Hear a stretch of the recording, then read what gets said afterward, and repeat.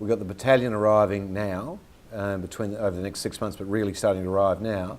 We've got the mining back on track. And hopefully the wine industry will have gone through some terrible times, but at some point that will come out the other end. Are they three key pillars, or education? What do you see as the major drivers in South Australia? Well, certainly in terms of defence and defence spending, that's continued to rise over time, and that's likely to occur, but shouldn't expect that that's going to be an easy wicket, because as a share of total expenses, as a share of government spending that has fallen over time, there are other priorities out there: health, social security, and they're going to get an increasing share over time in terms of the budget. So shouldn't rely on defence spending rising in significant real terms going forward. It may be a little bit more challenging. In terms of the wine sector, there has been a number of challenges. Oversupply, sort of grapes, low prices, high Australian dollar. But we've got a quality product, and that's certainly holding in good stead. The mining industry is the standout positive area.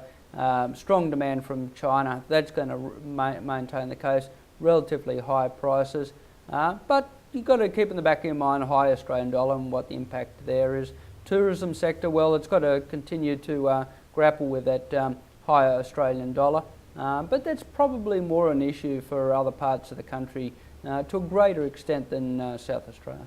Craig, you travel Australia extensively. You've got your head in the global affairs constantly. South Australia, how do we rate in terms of, from what you see? Are we kidding ourselves, or are we in really great shape relative to pretty much everyone? Well, we do a State of the States report, and what we do is look at the performance of each of the individual states, and we rank the states. Sometimes we get fan mail from state governments, sometimes we don't. We haven't got any correspondence from the South Australian government. I think for the simple fact is that generally South Australia has been around about third spot or fourth spot in terms of our position.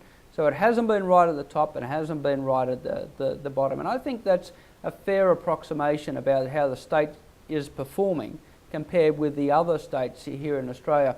You've had the Western Australias and the ACTs at the top. You've had New South Wales, Queensland towards the bottom, and South Australia has been performing relatively well. Hasn't been shooting the lights out, but hasn't been going through the floor. No major imbalances as well.